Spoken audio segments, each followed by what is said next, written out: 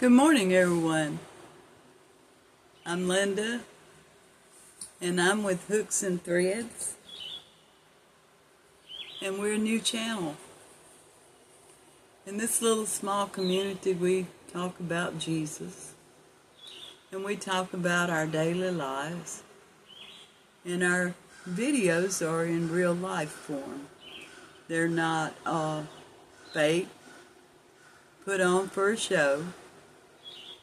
They're just real life. I'm going to talk to you today about domestic abuse. I've been promising, and I haven't come through yet. I really don't even like to relive it, but you know, we do relive it every day in some way or another. And I know there's millions and millions of women out there that are just like me. Thank God I was delivered. I got into one bad relationship to another, pretty much constant. I would jump out of the fire into the frying pan, or from the frying pan into the fire, whichever way you want to put it. But finally, I did meet a really good person, a good man that treats me good.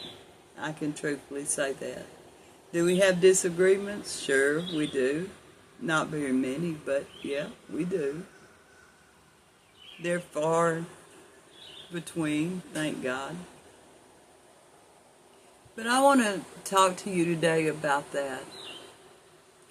If you're living in any kind of domestic abuse, and it doesn't matter what kind, if it's mental, financial, physical, it doesn't matter, whatever it is, with a neighbor, with a friend,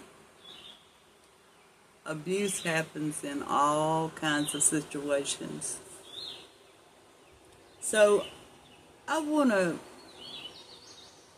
tell you a few things that had happened to me. I'm not a therapist. I'm not a doctor. I'm telling you from real life. So what worked for me may not work for you. So keep that in mind. But I think that we all need some kind of support group, whether it be a family member, and sometimes you don't have a family member. You know, early on, my mother died, and my daddy remarried, and I was just the only little girl. I had 6 brothers. And I was the last one. I was the baby of the family, and I was the only girl. So you know, my daddy spoiled me a lot. But anyway, during this hard time of my life, my mother died. And I was 8 months pregnant with my second child, which I only have two boys. I was 8 months pregnant with my second child when my mother died. And I was going through some pretty much hard times. Domestic abuse, financial, lots of different things that all young people go through, you know. Every young person that starts out, they have their struggles. Now, sometimes it's not financial because, you know, the old saying is they're born with a gold spoon in their mouth. But I wasn't. My mom and dad just made a living.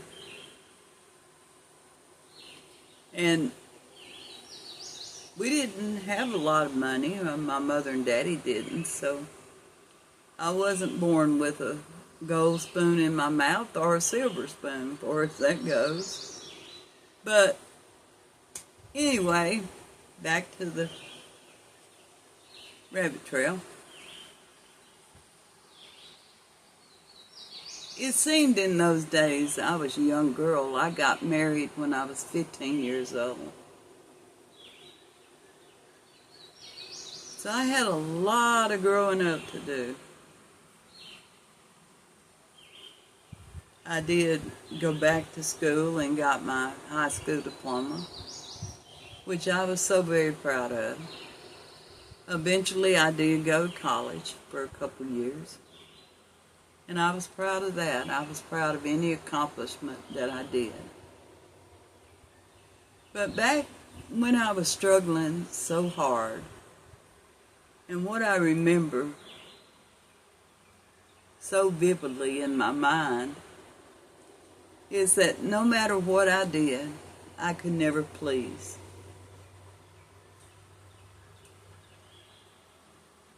If that day I was going to get a beating, and that's what it was, it wouldn't matter what I did. I can remember many times saying, what did I do? I didn't say anything. I didn't do anything. And the answer was, you looked at me wrong. You looked at me wrong. You know, I know some of you went through the same very thing that I'm talking about. You didn't do anything and you were trying so hard to make things work. And they would say to you, you looked at me wrong. Or you got up and you went in the kitchen.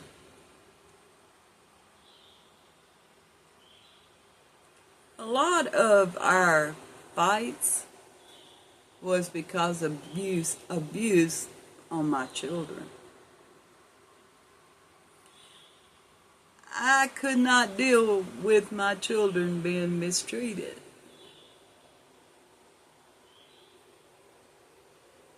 So I took a lot of abuse.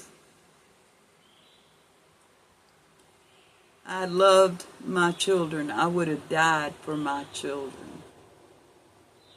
I still would. I seldom see my children. I seldom hear from my children.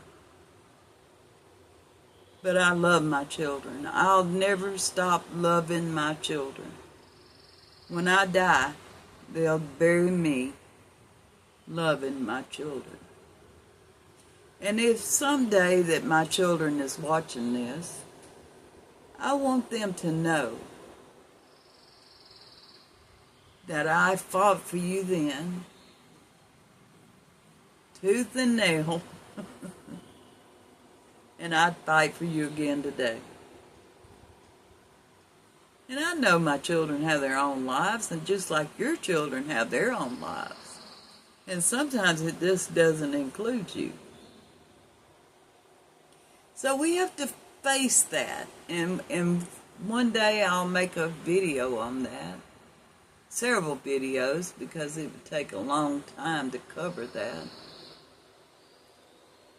But I'll say this, you cannot make somebody love you or want to see you. If they don't want to see you or be around you, there is nothing you can do or say that's going to change their mind. I've heard the old saying go, and I've even said this before myself. One day they'll regret it. No. You're so wrong. Don't give yourself false hopes. That's not going to ever happen. If they didn't miss you and want to be around you now, whatever makes you think they're going to be wanting to be around you when you're dead, nah, that's not going to happen. I don't think I need to use the term dead on YouTube. I'll get penalized for that, but let me just say when you're unalive.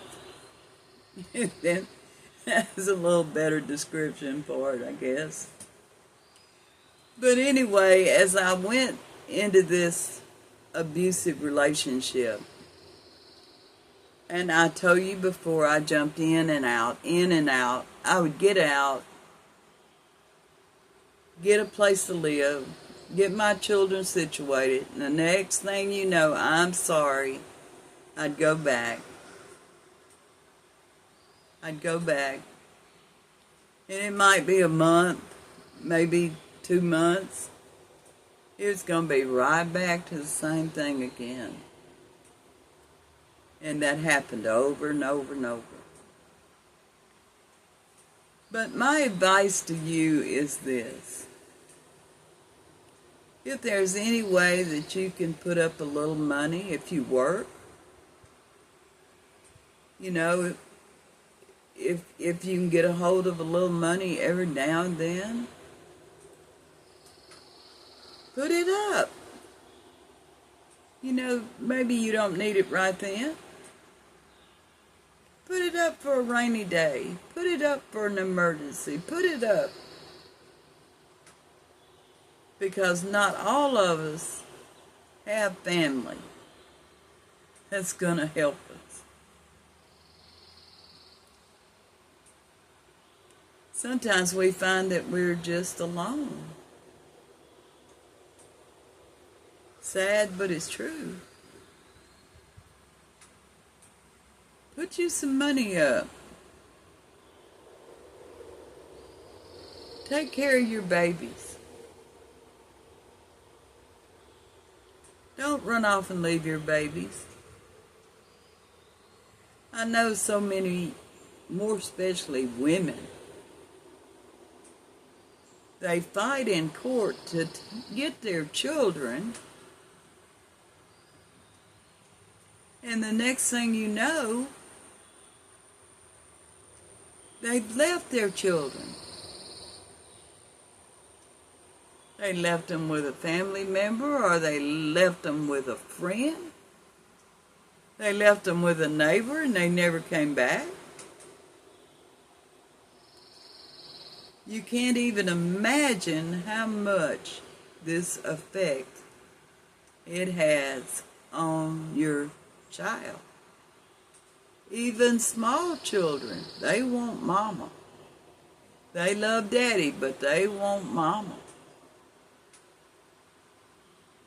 So my advice to you, if you're into abuse,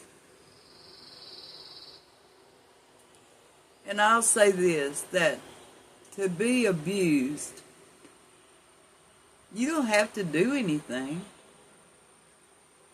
Some men will say, I know you were running around on me. I can't prove it, but I know you are. How do you know I am if you can't prove it? I got accused of this, and it was not true.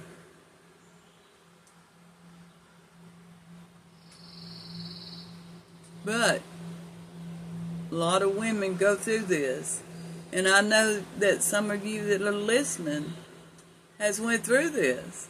Oh, I checked the mileage on the car and you went 5 miles today.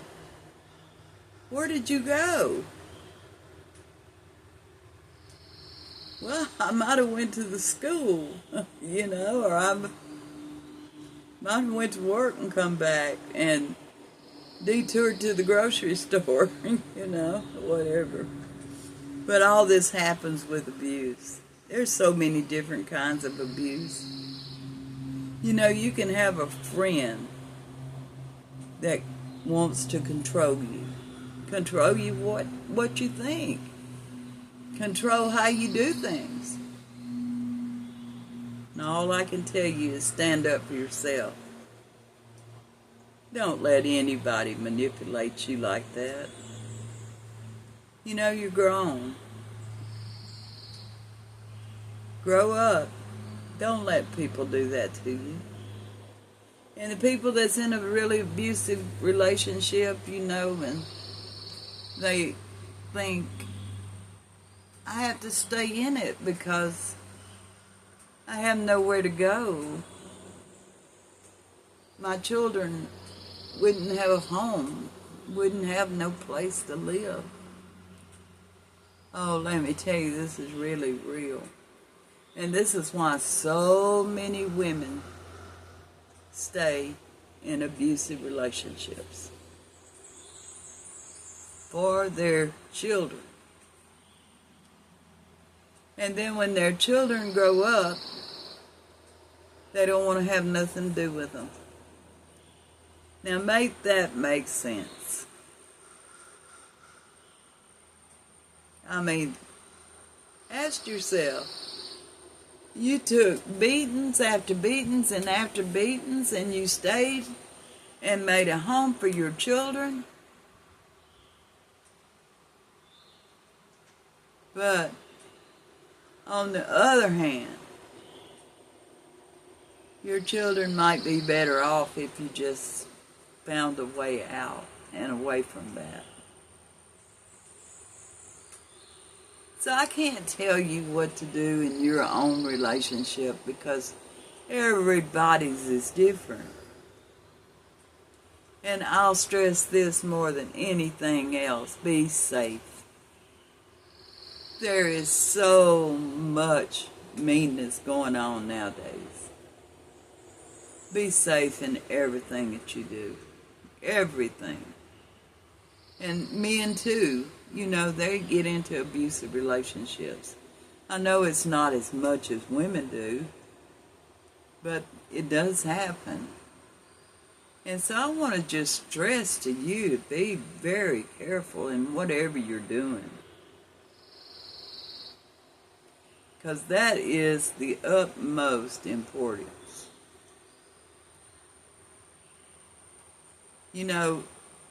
If I had to do it over again, I would start putting me up some money because I had to work all my life.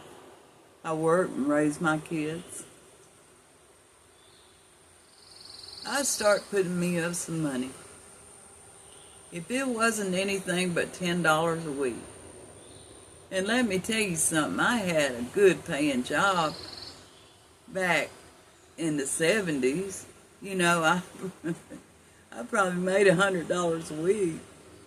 And on a good week, I might have made $110. People laugh at you nowadays, but that was a good paying job for me back then. But, I didn't have an education. I had to work in a factory.